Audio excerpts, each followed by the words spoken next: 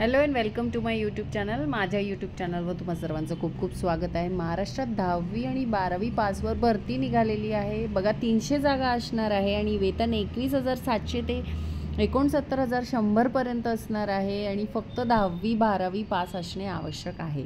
चला आता जाऊया ऑफिशियल नोटिफिकेशनवर. ऑफिशियल नोटिफिकेशनवर जाण्याआधी ज्या व्ह्यूअर्सने आपला चॅनल सबस्क्राईब नाही केला त्यांनी नक्की सबस्क्राईब करा आणि बेल आयकन जरूर हिट करा, जेणेकरून माझे नवनवीन व्हिडिओ तुमच्या भेटीला लवकरात लवकर येतील. चला आता जाऊया ऑफिशियल नोटिफिकेशनवर.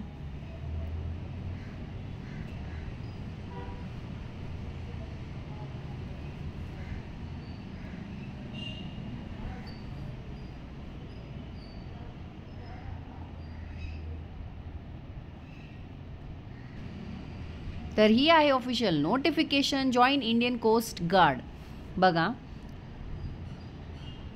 15 फेब्रुवारी 2025 पासून 25 फेब्रुवारी 2025 पर्यंत ॲप्लिकेशन करायचं आहे. तर आपल्याला कोस्ट गार्ड ही पोस्ट आहे. Online applications are invited for male Indian citizen. फक्त मेल इंडियन सिटीजन इथे ॲप्लिकेशन करू शकता. आणि पोस्ट नाविक जनरल ड्युटी आणि नाविक डोमेस्टिक ब्रांच अशा 2 पोस्ट वेकंट आहे इंडियन कोस्ट गार्डच्या. नाविक जनरल ड्युटीसाठी 12वी पास असणे आवश्यक आहे. मॅथ्स आणि फिजिक्स या सब्जेक्ट्स बरोबर फ्रॉम रेकग्नाइज युनिव्हर्सिटी. आणि डोमेस्टिक ब्रांचसाठी सुद्धा 10वी पास असणे आवश्यक आहे रेकग्नाइज युनिव्हर्सिटीमधनं. ठीक आहे.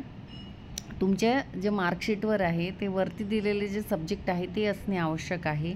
आणि तुम्हाला ऑनलाईन जर तुम्ही ते दाखवलं नाही किंवा ऑनलाईन जर समजा ते सब्जेक्ट विचारले नसतील ॲप्लिकेशन भरताना आणि नंतर पुढे जाऊन जर दिसलं निदर्शनास आलं की ते जे सब्जेक्ट मॅथ्स आणि फिजिक्स जे आहे ते तुमच्या मार्कशीटमध्ये नाही आहे, तर तुम्ही ह्या सिलेक्शन प्रोसेसमध्ये ऑटोमॅटिकली बाद व्हाल. तर 18 वर्षे कमीत कमी वय असणे आवश्यक आहे आणि 22 वर्षे जास्तीत जास्त नाविक JD आणि DBसाठी. 1 सप्टेंबर 2003 ते 31 ऑगस्ट 2007 या दरम्यान तुमचा जन्म झालेला असावा. आणि अप्पर एज रिलॅक्सेशन 5 वर्षे SC ST कॅन्डिडेटसाठी, 3 वर्षे OBC कॅन्डिडेटसाठी, ज्यांच्याकडे नॉन क्रिमिलेअर सर्टिफिकेट असल्यास त्या कॅन्डिडेटसाठी. तुम्ही बघू शकता वॅकन्सी कोणत्या झोनमध्ये किती वेकन्सीज आहे. अशा 260 वेकन्सी आहे नॉर्थमध्ये, वेस्टमध्ये, ईस्ट, साऊथ आणि सेंट्रलमध्ये. बघा वेकन्सीमध्ये आपण पाहतो जे झोन आहेत ते डिफरंट जे स्टेट आहे आपले ते विभाजून देण्यात आलेले आहे. तर जे महाराष्ट्र स्टेट जे आपला स्टेट आहे तो वेस्ट झोनमध्ये येतो आणि वेकन्सीज मागे पुढे खालीवर होऊ शकता. सिलेक्शन प्रोसिजर इथे दिलेली आहे. बघा 1, 2, 3, 4 स्टेजेस असतील सिलेक्शनच्या आणि तुम्हाला त्याच कंपल्सरी क्लिअर कराव्या लागतील, तेव्हाच तुम्हाला ही जॉब रिक्रुटमेंट मिळणार.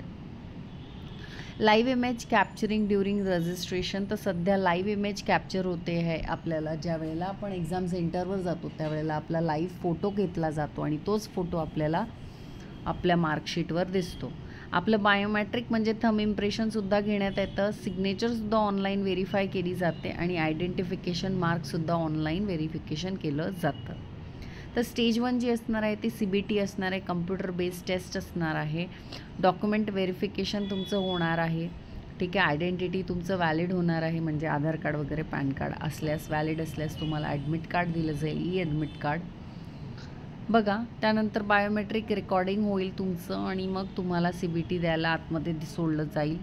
तर पासिंग मार्क 30 असणार आहे अनरिझर्व EWS OBC कॅन्डिडेटसाठी, 27 SC STसाठी. तर बघू शकता तुम्ही इथे दिलेलं आहे वेरियस, म्हणजे तुम्हाला कोणत्या सब्जेक्टवर किती मार्क्स अलॉटेड आहे. डिटेल एक्झामिनेशनबद्दल इथे माहिती दिलेली आहे.